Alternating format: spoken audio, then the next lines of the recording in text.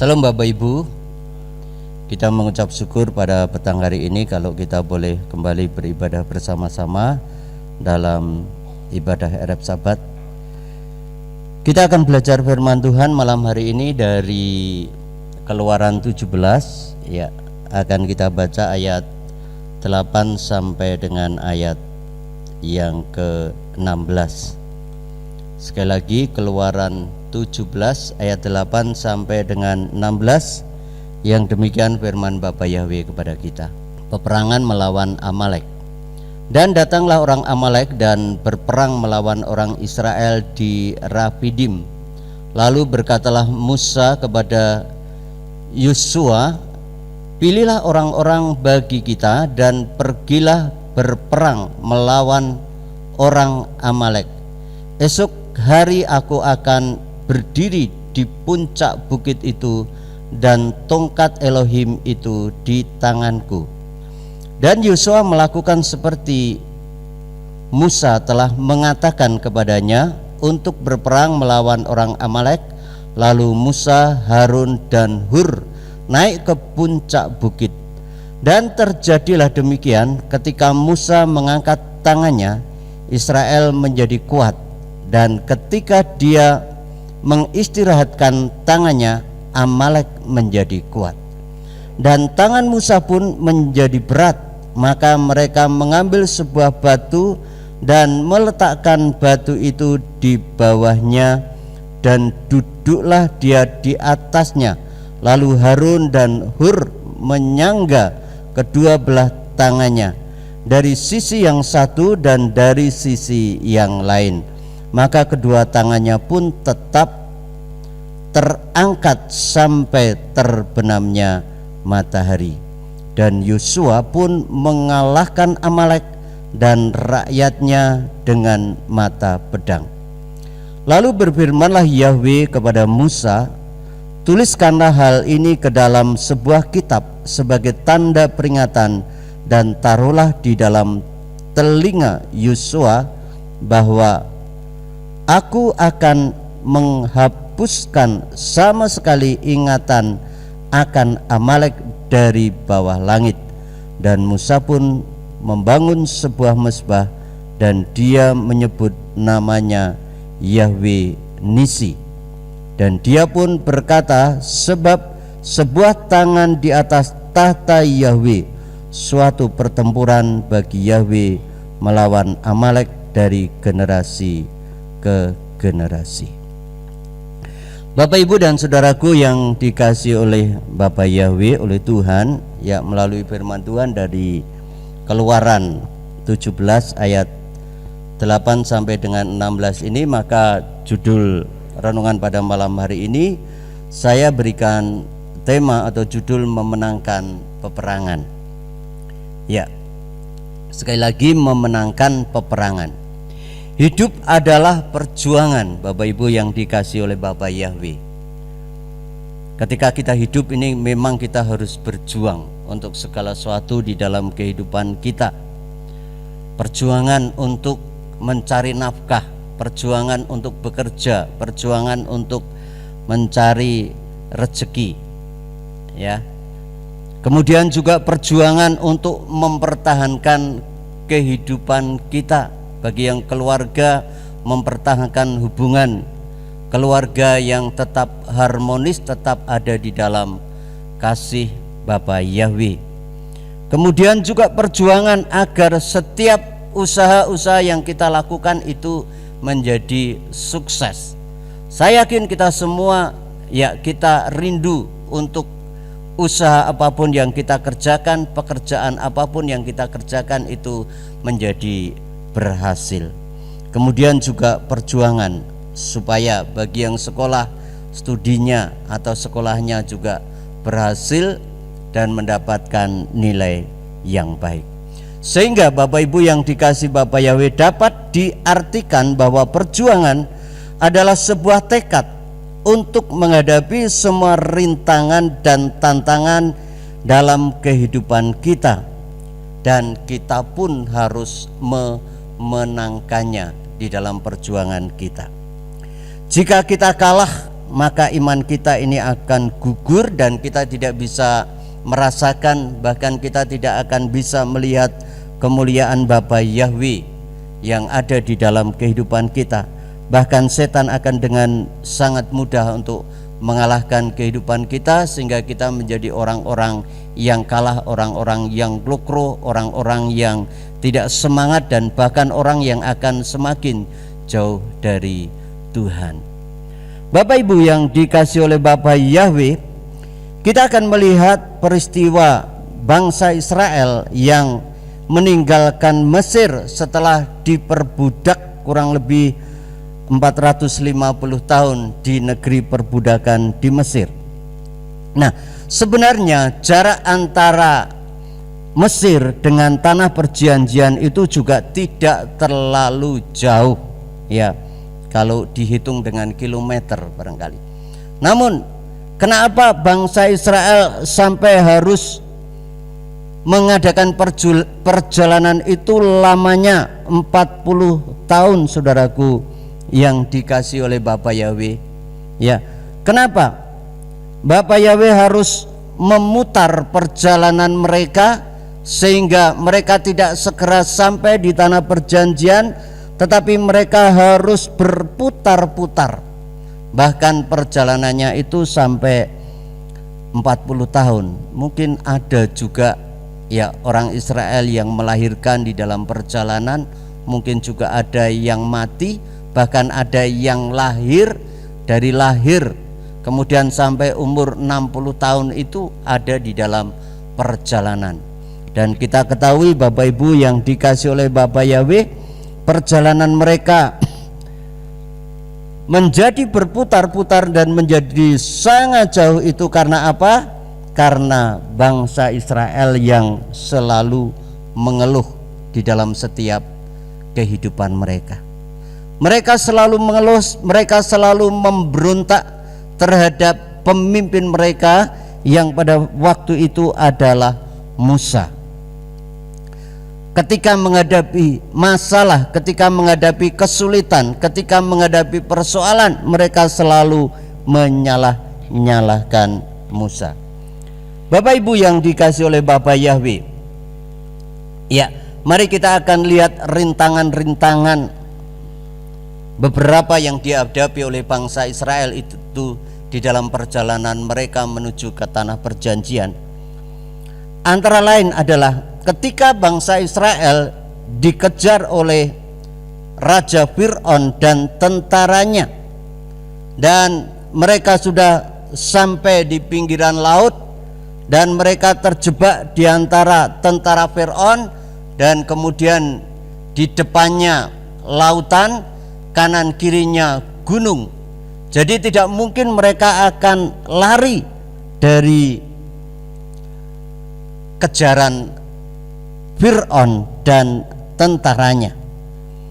Dan kita tahu juga apa yang dilakukan oleh bangsa Israel ini. Kita akan melihat di Keluaran 14 Bapak Ibu, Keluaran 14 ayat 11 dan 12, yang demikian saya bacakan firman Bapa Yahweh. Bukankah perkataan ini yang sudah kami katakan kepadamu waktu di Mesir, dengan mengatakan, berhentilah ganggu kami dan biarlah kami melayani orang-orang Mesir, sebab lebih baik bagi kami melayani orang-orang Mesir daripada mati di padang gurun. Ya, jadi mereka istilahnya memelehkan Musa ketika menghadapi kesulitan, ketika menghadapi persoalan, ketika tidak ada harapan lagi mereka untuk hidup. Karena faktanya di depan itu lautan, kanan kiri gunung yang tinggi, di belakang tentara Fir'aun, dan tidak mungkin mereka bisa berlari. Harapan mereka apa? Harapan mereka mati, saudaraku yang dikasihi oleh Bapa Yahweh. Harapan mereka binasa. Maka sebelum mereka mati, mereka menyalah-nyalahkan Musa. Ya, lebih baik mereka mati ya di Mesir daripada mati di padang gurun. Namun kita akan lihat di ayat 13 dikatakan, lalu Musa berkata kepada umat itu, jangan kamu takut, berdirilah teguh dan lihatlah keselamatan dari Yahweh yang Dia lakukan bagimu pada hari ini. Sebab orang-orang Mesir yang kamu lihat hari ini, kamu tidak akan melihat mereka lagi untuk selamanya. Ini kekuatan, ini penguatan yang diberikan oleh Musa kepada bangsa Israel yang sudah disalah-salahkan oleh bangsa Israel. Dan saudaraku yang dikasih oleh Bapa Yahweh, cerita selanjutnya kita tahu bahwa Bapa Yahweh memberikan jalan melalui Musa membelah laut itu, dan laut itu menjadi kering, dinding kanan kirinya adalah air, dan bangsa Israel bisa berjalan di tengah lautan. Dan mereka juga tahu bagaimana bangsa Mesir atau tentara Fir'aun dan Raja Fir'aun sendiri mati di tengah lautan. Ketika mereka sudah sampai di pantai di pinggir laut, kemudian tentara Fir'aun dan Fir'aun masuk, kemudian Musa kembali mengacungkan tongkatnya dan air itu kembali bersatu. Baru saudaraku, setelah melihat mujizat yang seperti ini, ya bangsa Israel kembali bersukacita setelah sebelumnya bersungut-sungut dan selalu menyalahkan Musa pemimpinnya pada waktu itu. Kemudian yang kedua, ya rintangan yang lain juga ketika bangsa Israel ini sampai di Mara, ya di Mara ini airnya pahit sehingga orang Israel tidak bisa minum, dan kalau nggak bisa minum ini masalah lagi, kembali persungutan muncul lagi saudaraku yang dikasihi oleh Bapa Yahweh, bersungut-sungut dan menyalahkan Musa lagi, ya. Dan kemudian Yahweh juga memberikan mujizat. Kita akan lihat ya di dalam Keluaran 15 saudaraku, ayat 23 sampai dengan 25 yang bagian A saja kita baca. Demikian firman Bapa Yahweh. Atau saya baca dari ayat 22. Dan Musa membawa orang Israel dari laut Suf, lalu mereka memasuki padang gurun Sur, dan mereka berjalan 3 hari lamanya di padang gurun itu dan tidak menemukan air. Kemudian mereka tiba di Mara, dan mereka tidak dapat minum air di Mara itu karena pahit rasanya. Oleh karena itu tempat itu dinamai Mara. Dan bangsa itu mulai bersungut-sungut kepada Musa seraya mengatakan, apakah yang akan kami minum? Ya, selalu saudaraku, ya, pemimpin menjadi ya tumpuan untuk kesalahan ketika umat itu mengalami kesulitan, ketika umat itu mengalami masalah di dalam perjalanan hidupnya. Dan kita lihat di ayat 25 bagian A, maka berserulah Musa kepada Yahweh, dan Yahweh menunjukkan kepadanya sepotong kayu, lalu Musa melemparkan kayu itu ke dalam air, lalu air itu menjadi manis. Mujizat yang luar biasa. Air pahit ketika dilemparkan kayu di situ kemudian berubah menjadi air yang manis. Ini mujizat lagi terjadi di dalam kehidupan umat Israel yang selalu terus menggerutu, selalu terus bersungut-sungut dan menyalahkan Nabi Musa pada waktu itu. Kemudian kita lihat lagi ketika mereka sampai di Rafidim. Di sana tidak ada air untuk diminum, ya. Kita akan lihat di pasal yang 17 ayat 2 sampai 5, kita baca di situ.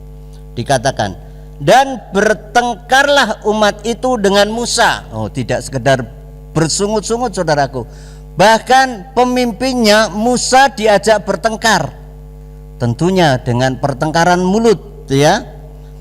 Sekali lagi, Dan bertengkarlah umat itu dengan Musa dan berkata, berilah kami air, maka kami minum.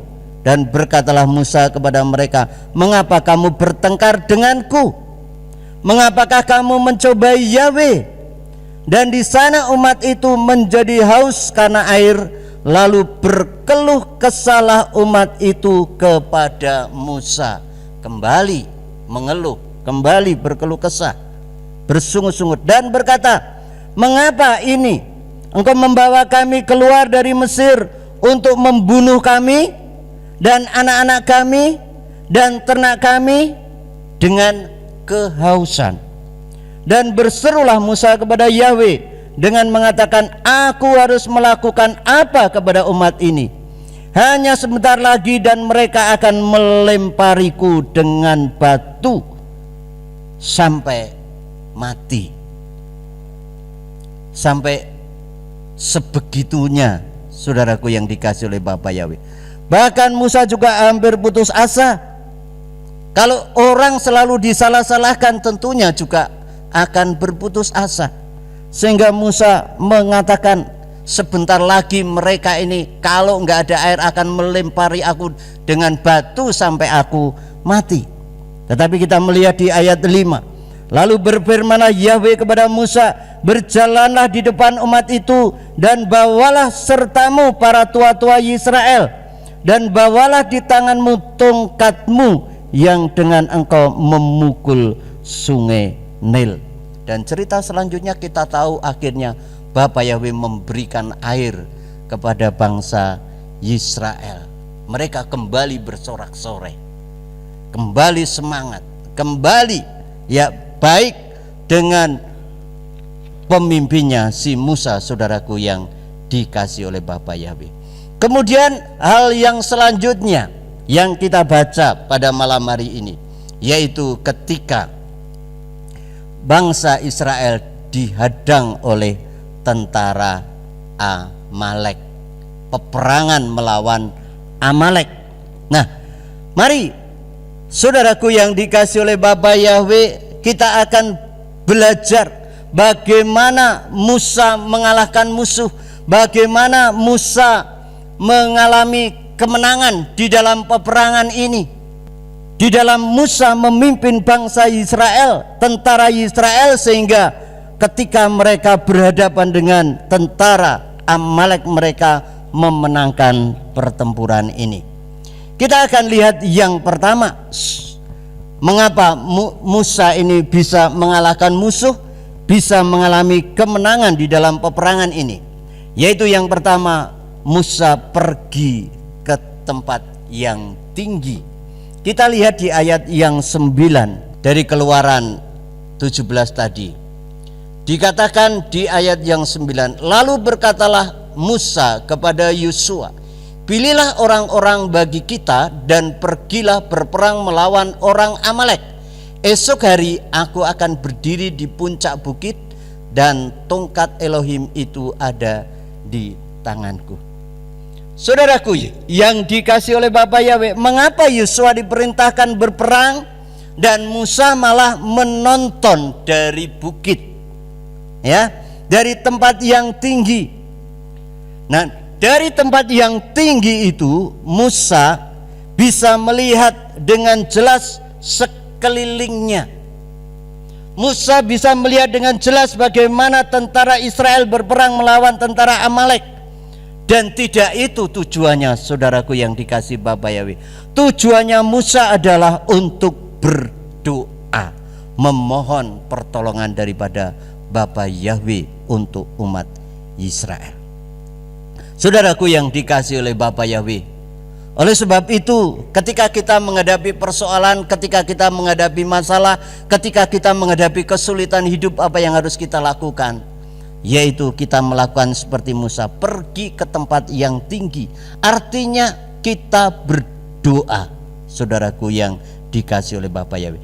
Kalau masalah, kalau pencobaan diizinkan datang kepada kita, dan kita seolah-olah jalan kita itu buntu, kepada siapa kita minta pertolongan? Tentunya kita akan minta tolong kepada Bapa Yahweh. Jangan minta tolong kepada manusia. Manusia seperti kita. Ya. Manusia hanya bisa memberikan apa? Malah kalau orang yang tidak percaya justru akan menyalahkan kita. Akan mempengaruhi iman percaya kita kepada Bapa Yahweh. Tetapi yang tepat kita adalah datang kepada Bapa Yahweh, datang kepada Tuhan, yaitu dengan berdoa. Atau bisa juga datang kepada pemimpin-pemimpin rohani yang ada pada kita, yang tentunya akan memberikan supaya kita tetap kuat, memberikan kekuatan kepada kita, dan juga akan mendukung di dalam doa. Saudaraku yang dikasihi oleh Bapa Yahweh, ini hal yang pertama. Seperti kejadian yang sudah kita alami ketika Bapak Gembala digugat Bukit Doa untuk diminta gereja yang lama, saudaraku. Dan kita enggak, kalau mereka mungkin memiliki uang yang banyak, tetapi kita enggak, ya. Kita aja enggak ngerti dari mana Bapak Gembala harus memanggil seorang pengacara dan juga ada timnya, dan itu juga harus dibayar, saudaraku yang dikasihi oleh Bapa Yahweh. Dan sejak saat itu juga tentunya kita semua juga mengalami kesusahan, mengalami tekanan, apalagi Bapak Gembala yang digugat. Maka pada waktu itu akhirnya Bapak Gembala memutuskan untuk kita berdoa hari Senin dan hari Kamis di Bukit Doa jam 7 sampai jam 8 malam, sehingga kita lakukan sampai hari ini. Dan kita yang ikut datang di sana, kita mengerti bagaimana pergumulan kita di dalam doa, bagaimana kita berserah kepada Bapa Yahweh. Sekali gugatan, akhirnya kita diberi kemenangan. Kemudian digugat lagi, kita tetap berseru, kita tetap berdoa. Dan ini artinya kita melakukan, kita pergi ke tempat tinggi untuk bertemu dengan Bapa Yahweh. Dan tentunya ada juga yang berperang melawan mereka di pengadilan, diwakili oleh pengacara kita. Saudaraku yang dikasihi oleh Bapa Yahweh, inilah yang dilakukan oleh Musa. Dan ketika kita menghadapi hal yang sama, kesulitan-kesulitan dalam kehidupan ini, yang pertama adalah kita harus berdoa. Kita harus menyampaikan segala sesuatu yang kita alami ini. Jangan kita lari kepada manusia, apalagi lari kepada orang pinter, ya. Dukun misalnya, saudaraku yang dikasih Bapa Yahweh. Ini akan menyesatkan kita.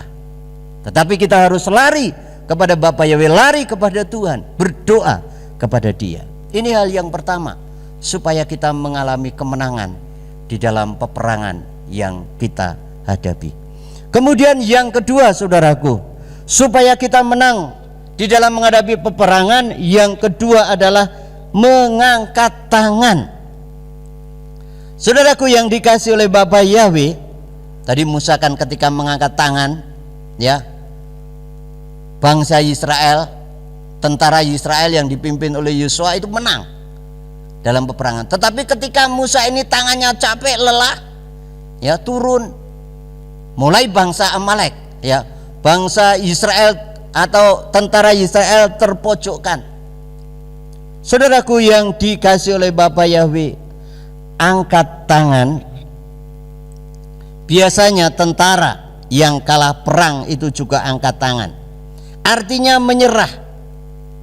Nah, arti angkat tangan menurut kitab suci, menurut firman Tuhan, menurut Dafar Elohim adalah ada beberapa hal. 3 hal saya mempelajari. Yang pertama yaitu menyerah kepada Tuhan. Kita angkat tangan, kita menyerah kepada Tuhan. Sebagaimana firman Tuhan yang ada di dalam 1 Kepa 5, saudaraku, kita akan membaca ayatnya yang ke-7.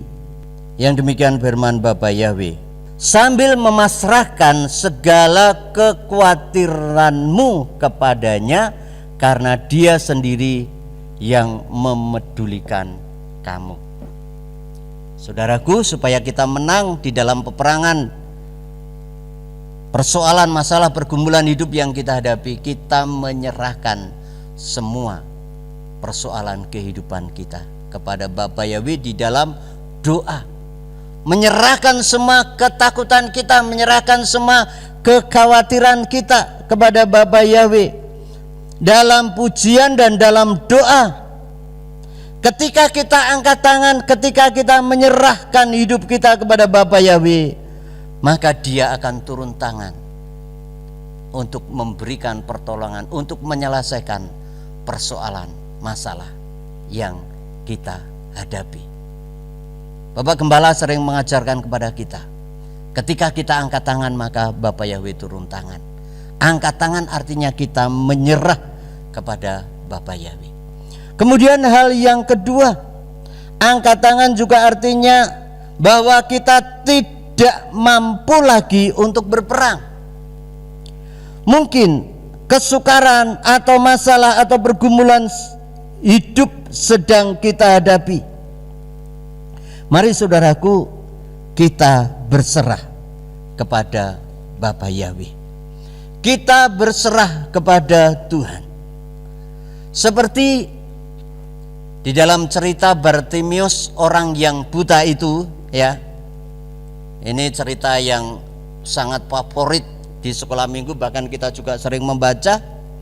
Bartimius sudah tidak mampu lagi berperang melawan kebutaannya, sakit penyakit. Karena tentunya sudah banyak cara yang telah ia lakukan supaya sembuh. Kemudian ketika Yesua lewat di situ, ia berteriak dan berserah kepada Yesua. Dan apa yang dilakukan Yesua? Yesua memanggil dia. Artinya Yesua turun tangan menyembuhkan kebutaannya. Dan dalam Yesua tidak ada yang tidak bisa dilakukan. Di dalam Yesua tidak ada yang mustahil. Semua mungkin terjadi. Demikian juga saudaraku yang dikasihi oleh Bapa Yahweh, tidak ada masalah, tidak ada kesulitan, tidak ada pergumulan hidup yang tidak bisa diselesaikan. Cuma yang harus kita lakukan adalah kita membuka hati untuk Tuhan bekerja di dalam kehidupan kita. Itu hal yang kedua, arti daripada angkat tangan. Artinya sudah tidak mampu untuk melakukan apa-apa. Kemudian yang berikutnya, yang ketiga atau yang C adalah bahwa angkat tangan itu juga tanda yakin, tanda beriman dengan sungguh-sungguh, tanda percaya bahwa Bapa Yahweh itu mampu dan sanggup. Kita juga ingat tentunya dengan wanita yang sakit pendarahan 12 tahun. Hartanya, uangnya sudah habis, dipergunakan untuk datang kepada tabib, datang kepada dokter supaya penyakitnya itu sembuh. Tetapi sampai semuanya habis, tidak ada kesembuhan. Dan ketika ia mendengar tentang Yesua, bahwa Yesua itu mampu dan sanggup menyembuhkan, dia memiliki iman,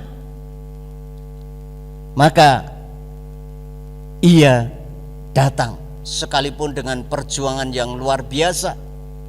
Karena dia seorang perempuan, dan kalau Yesua hadir, Yesua datang, itu dikerumuni orang yang luar biasa banyaknya. Dan dia harus merangkak, dia harus berjalan karena dia memiliki iman. Asalku jamah jubahnya, pastilah aku sembuh. Saudaraku, tidak perlu Yesua yang menjamah dia. Ketika dia hanya mampu menjamah atau menyenggol jubah Yesua itu, maka dia yakin bahwa dia akan sembuh. Dan benar saudaraku yang dikasihi oleh Bapa Yahweh, ketika wanita pendarahan ini dengan perjuangan yang luar biasa, akhirnya dia bisa mencapai dekat dengan Yesua, dan dia hanya mampu menyenggol atau menjamah jubah Yesua HaMashiach. Seketika itu juga maka penyakit pendarahannya berhenti. Ini arti angkat tangan di dalam kehidupan orang-orang yang percaya kepada Bapa Yahweh dan Tuhan Yesua HaMashiach, bahwa Bapa Yahweh Tuhan Yesua HaMashiach itu mampu menolong kita apapun yang menjadi kesulitan kita, saudaraku. Gereja ini ada. Ini adalah juga hasil doa, hasil pekerjaan Bapa Yahweh karena menolong kita. Ya, kita tahu ketika tahun 2001 Bapak Gembala kita, ya kemarin tanggal 26 Agustus, kita baru saja ya tidak diperingati, tetapi kita ingat-ingat di WA, saling memberikan ucapan selamat ulang tahun untuk GPF Surya Kebenaran Ambarawa. Kemarin itu genap, ya saya keliru keliru sama Pak Ari. Saya tanya, karena saya masih siaran, Pak Ari ya ulang tahunnya keberapa ya? Pak Ari nulisnya, ngetiknya juga keliru, tidak 19 tapi 29. Tak sampaikan ucapan ulang tahun yang ke-29 untuk GPF. Ya akhirnya ya sama-sama keliru, gak apa-apa. Kita berdiri itu ya, awal kali berdiri ketika Bapak Gembala kita istilahnya diberhentikan, dipecat kok kayak ya kasar banget ya diberhentikan dari pelayanannya di GBI tanggal 17 Agustus 2001. Kemudian berikutnya tanggal berapa, hari Minggu, karena itu 17 Agustus pas hari Jumat, saya datang ikut ibadah di GBI waktu itu memakai pakaian pramuka, karena habis ibadah 17 Agustus terus upacara pramuka di sekolahan 17 Agustusan. Ya, waktu itulah diumumkan Bapak Gembala kita di PHK. Kemudian berikutnya tanggal berapa? 17, kemudian 19 kita enggak ibadah. Berikutnya tanggal 26 Agustus kita ibadah di rumah jemaat di Jalan Selamat Riyadi. Ya, kurang lebih ya 3 atau 4 bulan itu. Kemudian kita sewa ruko di Kupang Plaza. Kemudian habis kita sewa ruko selama 2 tahun, Bapak Yahweh memberikan tempat ini. Kita ingat waktu belum ada gereja, kita berdoa di depan sana pakai gubuk untuk membuat batu bata, saudaraku. Jam 4 pagi kita kumpul di sana. Ya, berdoa di gubuk, saudaraku, enggak punya apa-apa. Kalau sekarang akhirnya berdiri gereja dan juga dengan fasilitas yang ada, itu karena Bapa Yahweh sanggup dan mampu menolong kita semua, termasuk menolong Bapak Gembala kita beserta seluruh keluarga. Saya ingat juga ketika Bapak Gembala diberhentikan, malamnya kumpul di rumah Serasi, kemudian kita mau berangkat ke Salatiga, Bu Yakub mau nganter Mbak Dina, mau berangkat untuk kuliah di Amerika. Pak Yakub tidak nganter, saudaraku, dan Bu Yakub juga nganter hanya sampai di Jakarta saja. Ini bagian daripada sejarah.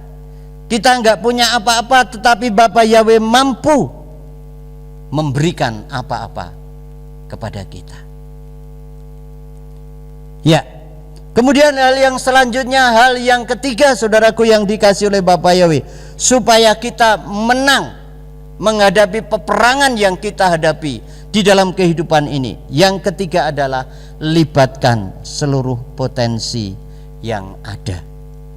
Kita akan membaca di dalam Yakobus 2 ayat 22. Yakobus 2 ayat 22, demikian firman Bapa Yahweh kepada kita. engkau melihat bahwa iman bekerja sama dengan perbuatan-perbuatannya, dan atas dasar perbuatan-perbuatan itu iman disempurnakan. Jadi harus ada perbuatan yang harus kita lakukan.